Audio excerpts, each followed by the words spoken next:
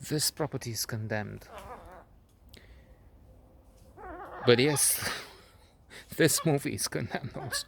No, I'm just trying to joke, but the motion picture has all the ingredients needed for a phenomenal success. It's based on a one-act play by Tennessee Williams.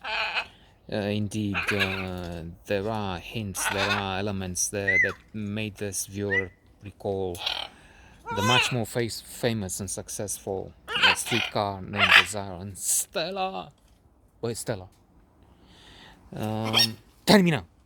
Robert Redford, Natalie Wood in the leading roles. There's also Charles Bronson as a killer. And I know him mostly as a killer, and well, once in a while,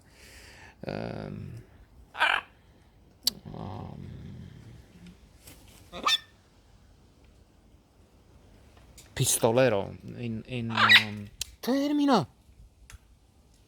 Once Upon a Time in the West, for instance. That was a good role. He acted with talent there. Here he, well, I can say this for our huge audience doesn't mind. He is the lover here, unexpectedly. He marries main character at one point. He's JJ, and he marries Natalie Wood's character. Alva, is it? Alva. Maybe. Anyway, there's Sidney Pollack, the director. I mentioned the author of the play which inspired the movie. And the screenplay is written by Francis Ford Coppola. Who went by Francis Coppola at that time. We see from the IMDb information associated to the movie. So this could have been Gone with the Wind. Well, Gone with the Wind is in shadow now, so there will be more films that would be sidelined, left in the archives, maybe because of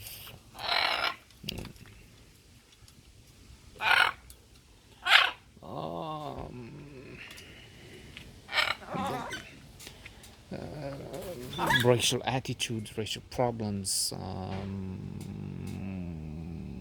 what is there in the plot. Anyway, let's not get into that now.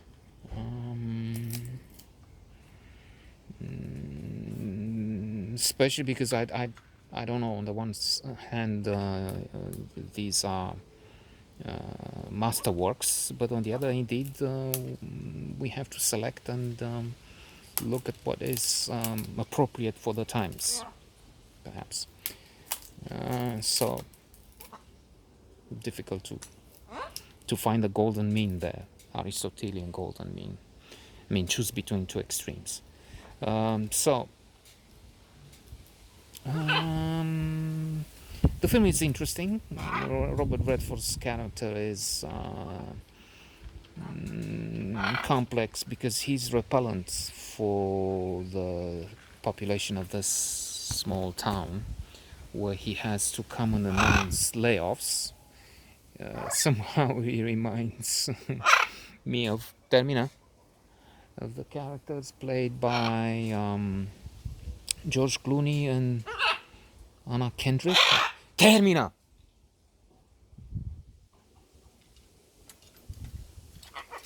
In, what was it, Up in the Air, where they're specialists in firing people. They travel around, they fly a lot.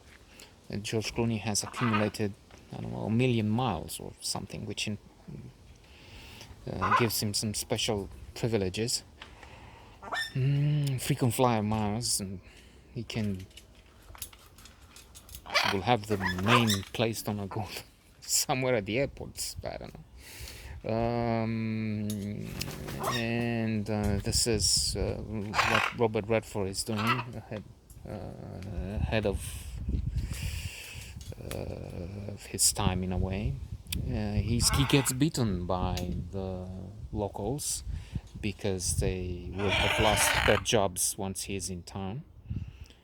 He gets very close to Alva, and it's a complicated situation there because her mother is appears to be determined to sell her daughter off somehow, to have her stay in the company of a wealthier man so that she can benefit. They can all benefit because there's also a younger sister, Willie, they call her. So when the emotional pressure and blackmail doesn't work for her, if you don't care about me or mother, wait, termina. What about Willie? What will happen to Willie now that we're in such trouble? So we need this Mr. Johnson or whatever his name is and his loan so that we can set up another business, another house. She has a house where she rents rooms. That's how the Robert Bradford character comes into play. That's how they meet.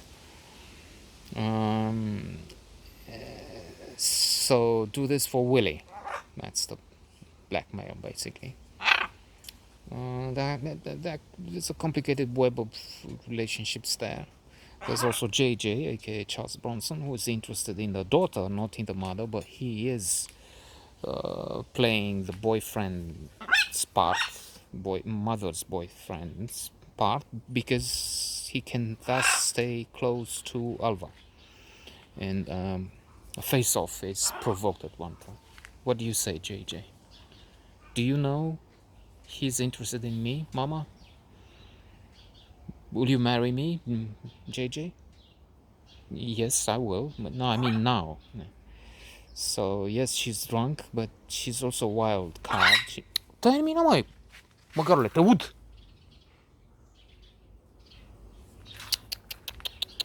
Just like this guy there, wild, crazy. And the question is, will she end up with the man she loves? And that's not JJ. What role will this marriage play? Is the mother willing to let them be? Very good film with a non-traditional ending. It's not the usual happy ending. They will live forever after, happily forever after.